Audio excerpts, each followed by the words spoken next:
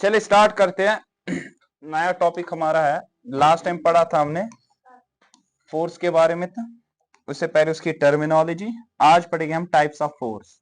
ठीक है, पहला जो हमारे पास टाइप ऑफ फोर्स है दैट इज कंटेक्ट फोर्स, दूसरा नॉन कंटेक्ट फोर्स। ठीक है, कंटेक्ट फोर्स और नॉन ये किस बिना पे है, ये डिपेंड करता है कि बॉडी के दरमियान इंटरेक्शन कैसी है। ठीक है ना, अब ऐसी इंटरेक्शन हो सकती है कि दो बॉडीज आपस में कंटेक्ट आ जाए, such type of force is called contact force. ऐसी इंटरेक्शन हो सकती है कि दो बॉडीज आपस में कंटेक्ट में नहीं आ, लेकिन स्टिल फोर्स एग्जिस्ट करता होगा, उस फोर्स को क्या कहेंगे, नॉन कंटेक्ट फोर्स।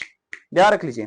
अब यहां पे ध्यान रख लीजिए, मैं इस बॉडी को एक जगह से दूसरी जगह ले रहा हूं, लेकिन दो बॉडीज के दरमियान यहाँ पे कंटेक्ट जरूरी है, इंटरेक्शन हो रही है। इस प्रकार की इंटरेक्शन के माने यहाँ पे ये है कि हाउ दीज टू बॉडीज आपस में कोरिलेट, कैसे, वेदर अट्रैक्ट कर रहे या क्या कर रहे हैं, रिपल। यहाँ पे किसी भी टाइप का फोर्स हो सकता है। ठीक है, तो यहाँ पे मैं दो बॉडी जरूरी इन कंटेक्ट में, मतलब टच में है, तो आपके पास यहाँ पे जो फोर्स एग्जिस्ट होगा वो कौन सा होगा sir, that will be a contact force, like muscular force आप अप्लाई करते हैं। इस टेबल को एक जगह से दूसरी जगह लेना है तो आप अपना मस्कुलर फोर्स यूज करते हैं, जिसकी वजह से एक बॉडी दूसरी जगह जाती है। ठीक है, so will say that first type of force कौन सा होगा, that will be the contact force, जहां पे क्या होगा, एक ऑब्जेक्ट दूसरे पे अप्लाई करेगा where there is actual touch या actual contact between the two bodies. Such type of force is called, कौन सा फोर्स हम कहते हैं उसको, एक एग्जांपल अभी बताया मैंने, कौन सी है, मस्कुलर फोर्स। दूसरा है फोर्स ऑफ फ्रिक्शन आपके पास। ठीक है,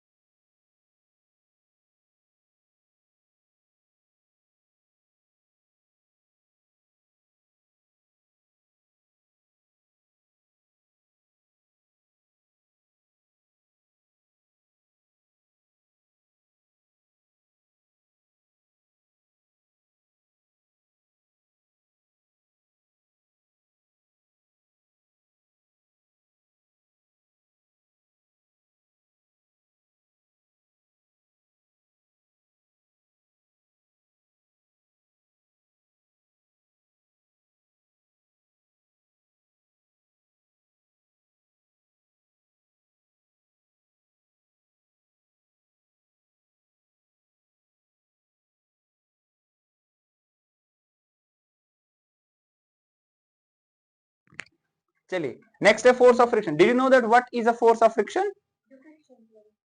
क्या हो गया रोहाफ, क्या क्या हुआ, ठीक है, ठीक आ रहा है, हाँ बुझना हीरो ही सब से क्या कोई, हाँ अच्छा चश्मा इसको जरूरत था आपकी, आपको अब चशी मैं सातन दो लागन चशी बराबर लागन। चलिए ध्यान रखो वर्ड में, ध्यान रख लीजिए, यहाँ पर से ध्यान रख लीजिए प्लीज। देखिए एक फोर्स है that's called force of friction. So what kind of force is this force of friction?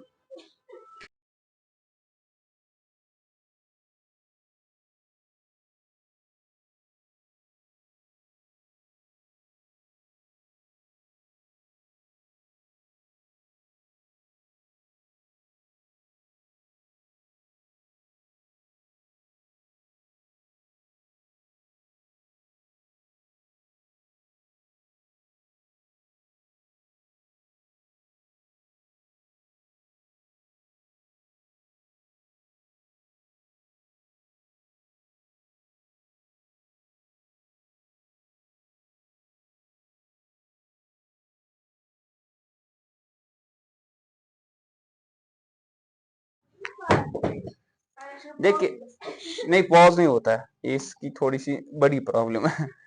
चलिए अब फोर्स ऑफ फ्रिक्शन क्या होता है, देखिए मान लीजिए कोई बॉडी है, इसमें मैं कोई फोर्स अप्लाई करता हूं, this is called applied force, जिसकी वजह से मूव मैं कराना चाहता हूं। सपोज ये कैसे दिया दिया फोर्स, लेकिन मूव नहीं हो पा रहा है। ओ मैडम इधर ध्यान रखो, लेकिन ये मूव नहीं हो पा रहा है। एक्चुअली हो क्या रहा है, ये जो बॉडी है ना, ये वाला, ये जो टेबल है और नीचे जो ग्राउंड है ना, इनके दरमियान एक फोर्स है जो कि इस बॉडी, जो मेरा फोर्स जो मैं अप्लाई कर रहा हूं, इस बॉडी इसको रिटार्ड कर रहा है। रिटार्ड का मतलब क्या होता है, इसको अपोज कर रहा है।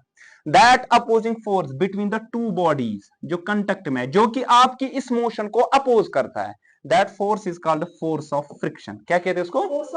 सो what is force of? It is a opposing force which comes into play whenever there is relative motion between two bodies. मतलब रिलेटिव मोशन मतलब when one body try to move with respect to other body. एक क्या बुशुस या दिवा force apply, मैं इस पे force apply कर रहा हूं, ये बॉडी कोशिश कर रही है, ये जो नीचे से है ना बिछा के हमारे पास यहाँ पे जो ये फर्श है, इस फर्श के हिसाब से क्या कोशिश करे मूव करने की, लेकिन नहीं हो पा रही है।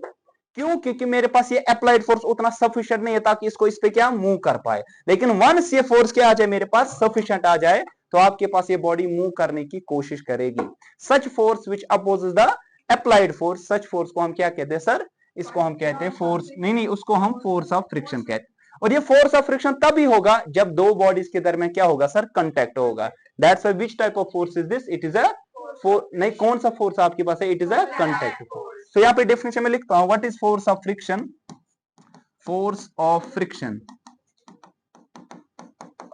सो what is force of friction? आप ही बता दीजिए डेफिनेशन क्या लिखेंगे? शाबाश। It is the opposing force, opposing force which comes into play, which comes into play कब आता है? whenever, नहीं, whenever there is a relative motion between two bodies, there is a relative motion between two bodies in contact। दो body जो contact में होगी ना, जब एक बॉडी कोशिश क्या करेगी? मूव करने की with respect to other body, एक फोर्स जो कि आपकी इस अप्लाइड फोर्स को क्या अपोज करती है, उस फोर्स को हम क्या कहते हैं? Force of friction. मैंने इसको स्मॉल एफ से जानबूझ के इसलिए लिखा क्योंकि कैपिटल एफ से मैंने क्या फोर्स दिया? Applied force. अप्लाइड फोर्स का मतलब क्या होता है? जो आप यहां पे अप्लाई कर रहे हो ताकि इस बॉडी को मूव कराने की। लेकिन अगर ये सफिशिएंट ना हुआ, क्या ये बॉडी मूव करेगी? नहीं। फोर्स ऑफ फ्रिक्शन यहां पे रोकने की कोशिश कर लेगा। ठीक है। सो ये कौन सा फोर्स है? It is a contact force. लेकिन दूसरे फोर्स हमारे पास है जिनको हम क्या कहते हैं? फोर्स होगा लेकिन दो बॉडीज के दरमियान एक्चुअल कांटेक्ट नहीं होगा। For example force of gravity, force of, ध्यान रख लीजिए, अर्थ हमें खिंचाव करते हैं ना अपनी तरफ, ये देख लीजिए अर्थ और इस पेन के दरमियान कोई कांटेक्ट है नहीं, लेकिन स्टिल ये फोर्स है, लेकिन स्टिल ये फोर्स यहाँ पे है, तो इसको हम फील भी कर सकते हैं। आप जंप ऊपर मारो, आप नीचे आ जाओगे, लेकिन जब आपने जंप ऊपर मारी ना, लेकिन आपके और अर्थ के दरमियान कोई कांटेक्ट नहीं था, लेकिन स्टिल आपने ये फोर्स को फील किया, एक्सपीरियंस किया, तब यहां पे हम कह सकते हैं ये दो बॉडीज के दरमियान यहाँ पे कोई कांटेक्ट नहीं था। Such kind of force is called which force? Non contact force. और ये फोर्स जो आपके पास है इसको हम क्या कहते हैं? Gravitational force. क्या कहते हैं? सो ग्रेविटेशनल फोर्स किस किस के दरमियान होता है? इट्स अ फोर्स बिटवीन, किस किस के दरमियान? अ बॉडी, या हम सिंपली कह सकते बिटवीन टू बॉडीज। ऐसे लिखेंगे आपके लिए, बॉडी एंड अर्थ, सिंपल अल्फाज में। एक बॉडी और अर्थ के दरमियान जो फोर्स आपके पास होगा वो फोर्स कौन सा होगा? That force is the gravitational force. ठीक है। इस तरह हमारे पास है मैग्नेटिक फोर्स और दूसरा इलेक्ट्रोस्टैटिक फोर्स। ठीक है। इससे पहले कि हम इनको समझें, लेकिन फिर हम यहाँ पे देखेंगे ये जो हमने कांटेक्ट फोर्स में टाइप्स देखे, मस्कुलर फोर्स। ठीक है ना। ये कौन फोर्स करता है exert? Its force exerted by the muscles of your body. जो आपकी बॉडी है ना, इसमें जो मसल्स है ना, जितनी स्ट्रेंथ ज्यादा होगी उतना ही आपके पास ये फोर्स क्या होगा सर? ज्यादा होगा। ठीक है ना। मस्कुलर फोर्स डिफरेंट जगह होगा। लाइकवाइज अगर आप देखोगे एनिमल्स यूज करते हैं ब्लॉक्स में, है ना सर, हॉर्स यूज करता है, केमल्स यूज करता है, डोंकीज, एलिफेंट्स, ये सारे। अगर आप पे देखोगे ये क्या यूज करे? साइक्लिस्ट। ये साइक्लिस्ट यहाँ पे कौन सा फोर्स करता है? That's muscular force. Muscular force कब पे आए थे? जंग ना कशिर पटन, तन की वजह से। यहाँ पे अगर आप देखोगे जंप यूज कर रही है, तो जंप कहां पे आपने यूज किया वहां पे मस्कुलर फोर्स, लेकिन कहां पे? टांगों में। ठीक है। नेक्स्ट यहाँ पे कौन सा है? इट्स हॉर्स, सॉरी केमल, ऊंट केमल है, तो यहाँ पे भी मस्कुलर फोर्स। ब्लॉक यहाँ पे है जो कि यहाँ पे मस्कुलर फोर्स, हाँ डंकी वंकी भी आ जाएगा, दोनों है इकट्ठे, है ना। चलिए नेक्स्ट हमारे पास फोर्स ऑफ फ्रिक्शन। अभी मैंने बेहतरीन डेफिनेशन दी। कौन सा फोर्स ऑफ फ्रिक्शन होता है? Contact force. कब? जब दो बॉडीज के दरमियान रिलेटिव मोशन, या आपकी इस मोशन को रोकने की कोशिश करता है। ठीक है ना। लाइक वैसे एग्जांपल दूंगा मैं, फुटबॉल जो है, आप इसको किक करते हो, अल्टीमेटली कुछ टाइम के बाद ये रुक जाती है ना। ये क्यों रुक जाती है? इस फुटबॉल और ग्राउंड के दरमियान एक अपोजिंग फोर्स आता है जो इसकी इस मोशन को रोकने की कोशिश करता है। क्रिकेट बॉल फेंको, शॉट मारते हो, कुछ देर के बाद वो रुक जाती है। वो इसलिए क्योंकि उस क्रिकेट बॉल की सरफेस और जो नीचे ग्राउंड है ना सर, उसके दरमियान एक अपोजिंग फोर्स आता है जो कि उस मोशन को रिटार्ड करने की कोशिश करता है। Such force is called force of friction. जिस तरह मैंने अभी एग्जांपल दी, मैं फोर्स दे रहा हूं लेकिन यहाँ पे बॉडी मूव नहीं कर पा रही है। वो फोर्स कहां जाता है? क्योंकि जो एक फोर्स है जो कि इसको अपोज करने की कोशिश करता है, जो कि टेबल के टांगू और नीचे जो फर्श है इसके दरमियान है, सच type of force called force of friction. ठीक है ना? जिस तरह गाड़ियां चलती है, आपने देखा वियर एंड टियर आता है। वियर एंड टियर का मतलब घिस जाते हैं टायर्स। टायर घिस जाते हैं ना। अगर आपने देखो जब नए टायर्स होते हैं उनमें ग्रूव्स बना के होते हैं। ग्रूव्स का मतलब पता है? अच्छी डिजाइन बने, लेकिन आफ्टर सम टाइम 2 3 4 साल के बाद अगर आप देखोगे वो सारे ग्रूव्स खत्म हो जाते हैं, तो वो घिस जाते हैं, प्लेन गसान कशर पटन। तो आप कहोगे वहां पे इटा प्लेन टायर आसान खतरा है स्किड होने का, है ना? अगर नए टायर्स होते हैं स्किड होने का खतरा बहुत कम है, बिकॉज वहां पे जो रफनेस है वो बहुत कम होती है। जितनी ज्यादा रफनेस उतना फ्रिक्शन क्या होगा? ज्यादा। तो याद रख लीजिए, फ्रिक्शन या फ्रिक्शनल फोर्स, सिंपली फ्रिक्शन कहो या फ्रिक्शनल फोर्स, ये किस पे डिपेंड करता है? रफनेस पे। Depend on the roughness of between two bodies. Between two bodies, तो जितनी बॉडी क्या होगी स्मूथ, उतना फ्रिक्शनल फोर्स कम। तभी अगर आपने देखा होगा ऑयली सरफेस होगी तब स्किड गसान या छा गसान। The reason behind that is कि वहां पे फोर्स ऑफ फ्रिक्शन क्या होगा सर? वहां पे बहुत ही कम, तब दाब लगा। तो कहीं ना कहीं आपके पास ये फोर्स ऑफ फ्रिक्शन बचाव है, कहीं ना कहीं आपके पास ये फोर्स ऑफ फ्रिक्शन क्या हार्मफुल है। लाइकवाइज देखिए, वियर एंड टियर आता है ना, खर्चा होता है ना? लेकिन अगर ये फ्रिक्शनल फोर्स नहीं होगा ना, तो आपके पास ब्रेक्स लग सकती है, बहुत कम लगेगी, तो खतरा है स्किड होने का। ठीक है ना? तो कहीं ना कहीं ये इवल है आपके लिए, कहीं ना कहीं आपके पास मान लीजिए खतरा है आपके पास है, चाहे कॉस्ट या किसी और लिहाज से। ठीक है? लेकिन कहीं ना कहीं आपके पास यूजफुल है। जिस तरह मैंने बोला कि ये फ्रिक्शनल फोर्स कहां पे यूज होता है, अगर आप देखोगे फ्रिक्शनल फोर्स यूज होता है या ब्रेक्स में या टायर्स और रोड के दरमियान। टायर्स और रोड के दरमियान जितना फ्रिक्शन ज्यादा, उतना ही इजीली आपके पास व्हीकल चल सकता है, स्किड होने का खतरा कम होगा। ठीक है? आज बात समझ? ठीक है? तो यहाँ पे हमने समझा कौन सा फोर्स है, that is a frictional force. ठीक है? नेक्स्ट हमारे पास नॉन कांटेक्ट में पहला यहाँ पे कौन सा है? Magnetic force. So what is a magnetic force? It is a force जो कि होगा किस किस के दरमियान? दो मैग्नेट्स के दरमियान। Simply it's a force which is between two magnets या टू मैग्नेटिक मटेरियल्स। दो मैग्नेट या दो मैग्नेटिक मटेरियल्स। अब मैग्नेटिक मटेरियल्स का मतलब ये होता है जो कि मैग्नेटिक फील्ड में इंटरेक्ट कर पाए, लाइक आयरन नेल्स। अगर आपने देखा होगा एक मैग्नेट जिसको हम क्या कहते हैं? Bar magnet. क्या कहते हैं? Bar magnet. एक नॉर्थ पोल होता है, दूसरा ये बार मैग्नेट है, बार मैग्नेट। अब इसके इर्द गिर्द एक फील्ड होता है, एक रीजन होता है जिसमें ये बाकी मैग्नेटिक मटेरियल्स या बाकी मैग्नेट्स के साथ क्या करता है? इंटरेक्ट करता है। इस फील्ड को हम कहते हैं मैग्नेटिक फील्ड। क्या कहते हैं? magnetic field. So what is a magnetic field? Magnetic field, it is a region around a magnet in which it interacts with other magnet. ठीक है ना? So what is magnetic field? यहां लिखेंगे what is magnetic field? It is a region around a magnet in which it interacts with किसके साथ? Other magnets या magnetic materials के साथ। ठीक है? मैग्नेटिक मटेरियल में एग्जांपल क्या है? आयरन नेल्स हमारे पास। इफ यू सी, ये हमारे पास बार मैग्नेट है, ये आयरन नेल्स आपके पास है। ध्यान रख लीजिए, स्टील नेल्स या मैं बताऊंगा यहाँ पे, these are the iron nails. Iron nails क्या हो जाएंगे? अट्रैक्ट हो जाएंगे। किसकी तरफ हो जाएंगे? इस मैग्नेट की तरफ आपके पास हो जाएंगे। ठीक है? लेकिन एक इंपॉर्टेंट चीज, कितने पोल्स होते हैं मैग्नेट में? दो, एक नॉर्थ दूसरा साउथ। अगर लाइक पोल्स हो गए, लाइक पोल्स, वो रिपल करेंगे। क्या करेंगे? जिस तरह यहां पे नॉर्थ और नॉर्थ क्या करेंगे सर? देखो यहां से ये इस पे इधर से देगा फोर्स, ये इस पे इधर से देगा। साउथ और साउथ क्या करेंगे सर? रिपल। ये इस पे फोर्स इधर से करेगा, ये इस पे फोर्स करेगा। लेकिन अगर अनलाइक फोर्स हो गए, अनलाइक का मतलब क्या होता है? डिफरेंट। अनलाइक पोल्स हो गए तो वो क्या करेंगे सर? अट्रैक्ट। जिस तरह ये नॉर्थ और साउथ आपस में अट्रैक्ट, नजदीक आएंगे, साउथ और नॉर्थ आपस में अट्रैक्ट, नजदीक आएंगे। तो लाइक पोल्स को अगर हम रखेंगे सामने तो दूर दूर हो जाएंगे, अगर अनलाइक पोल्स को सामने रखेंगे तो वो नजदीक। तो पता चला जहां पे अनलाइक पोल्स आपके पास हो गए वहां अट्रैक्शन होगी, और जहां पे लाइक पोल्स हो गए वहां पे रिपल्शन होगी।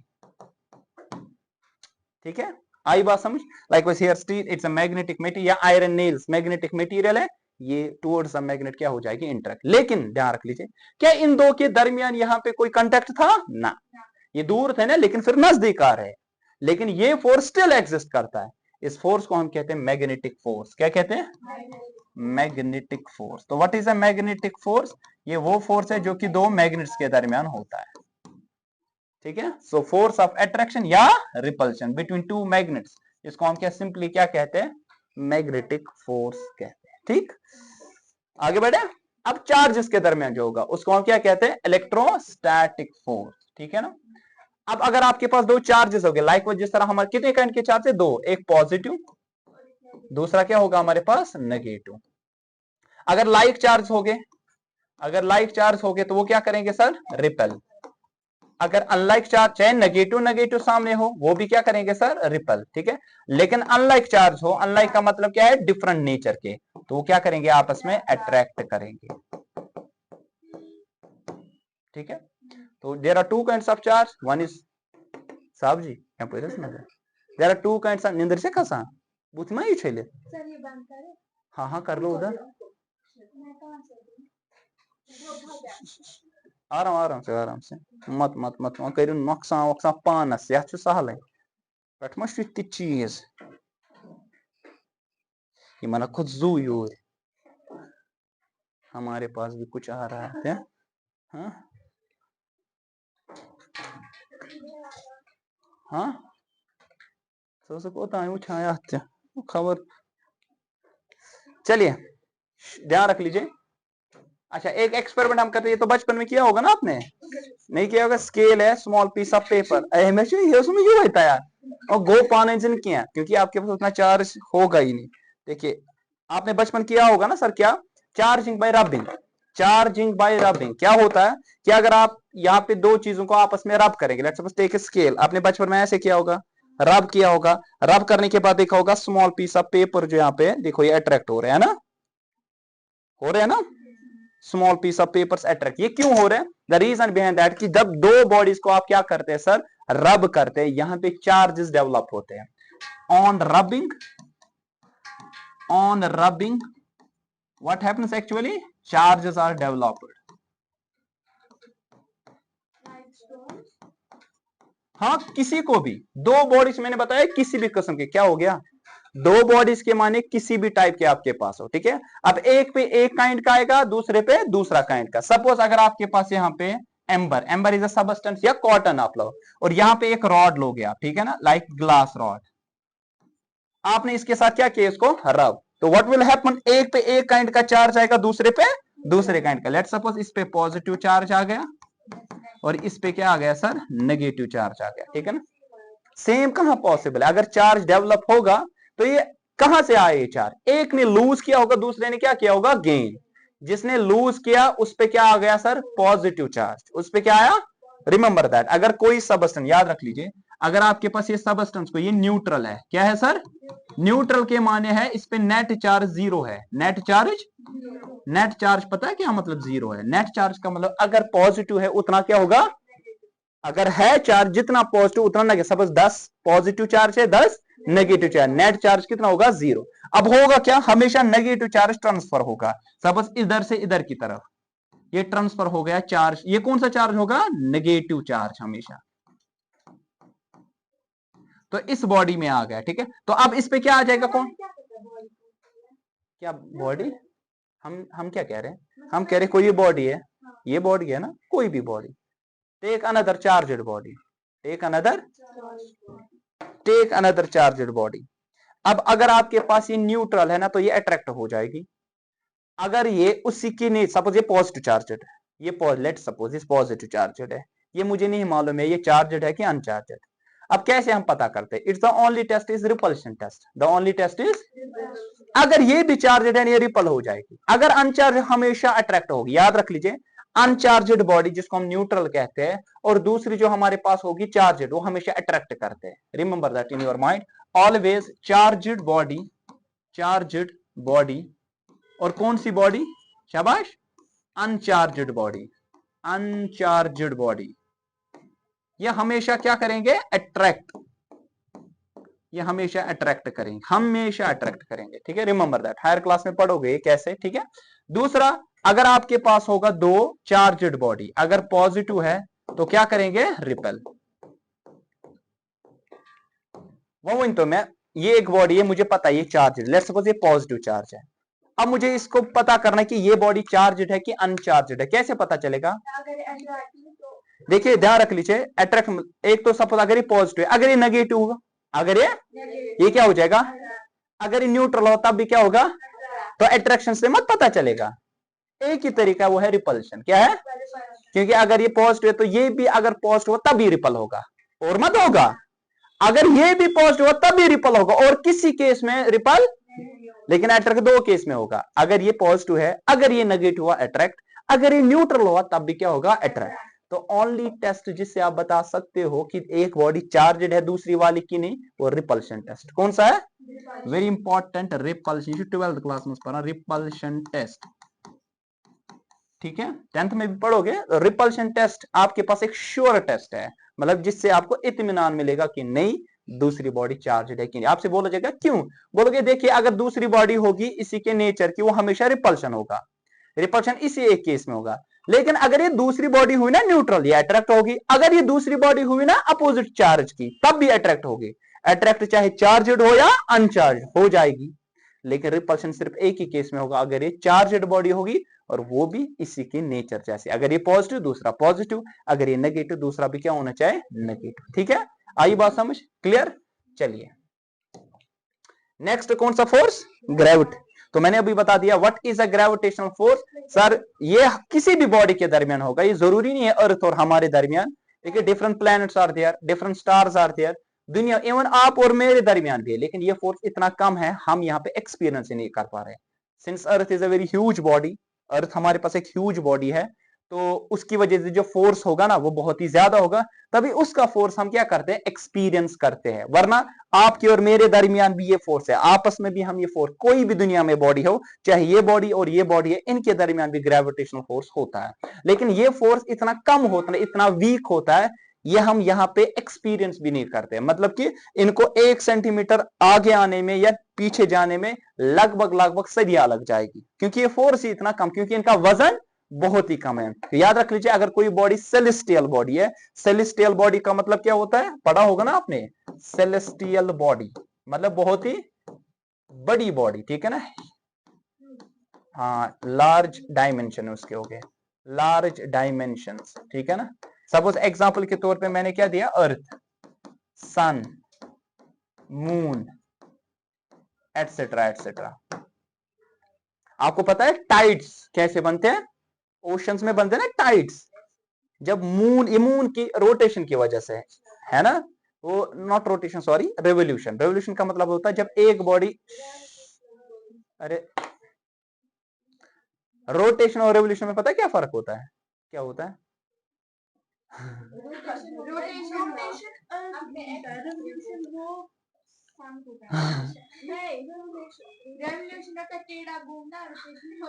रोटेशन होती है, मतलब डे और नाइट में, और रोटेशन की वजह से डे एंड, अब जरूरी मत अर्थ का, किसी का भी, वन से ताहिब साहब, रोटेशन तो रेवोल्यूशन में क्या फर्क, रेवोल्यूशन होता है जब वो ऐसे भी घूमती है और वैसे भी घूमती है। हाँ, रोटेशन में रोटेशन जब वो ऐसे घूमती है, और जब वो ला हौल वला कुव्वत। देखिए ये एक बॉडी है, ध्यान से, ये मान लीजिए एक बॉडी है, ये दूसरी बॉडी है, अब ध्यान रख लीजिए, या मान लीजिए ये एक बॉडी है, ये दूसरी बॉडी है। अब ये जो दूसरी बॉडी है ऐसे घूमती है, मतलब अपनी एक्सिस पे भी घूमती है। जब भी कोई बॉडी अपनी एक्सिस पे घूमेगी तो उसको रोटेशन कहते हैं, जब एक बॉडी दूसरी बॉडी के इर्द गिर्द घूमेगी उसको रेवोल्यूशन कहते हैं।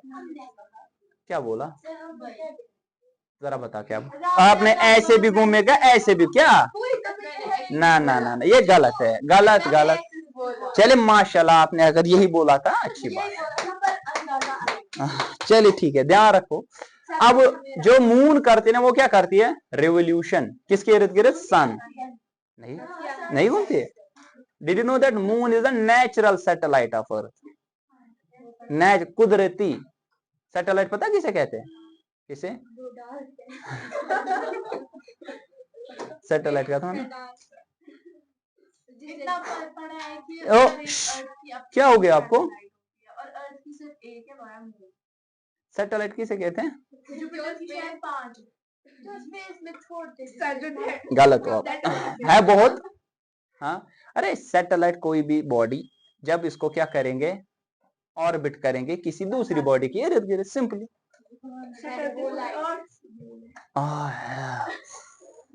माशाल्लाह जनरल, आप भाई आपका नॉलेज ना क्या कमाल का है। बुझो सा मून छ ना नचा का इर्द गिर्द सन, है ना? क्या होता है? अद अर्थ ना नचा सन इर्द गिर्द, तेल क्या होगा? तेल सुना नचा ही थे। सारे सन के मैंने बोला मून घूमती है सन के इर्द गिर्द, आपने बोला हाँ। वो किसके इर्द गिर्द घूमती है? अर्थ। अब जो हिस्सा मून का अर्थ की तरफ होगा, या अर्थ का जो हिस्सा मून की तरफ होगा ना, वहां पे गौर बुझ दो लेते हैं को जून उचे चचे पाए। अच्छा, ध्यान रख लीजिए पूरा। अरे अरे अरे मैडम जी, ध्यान रख लीजिए।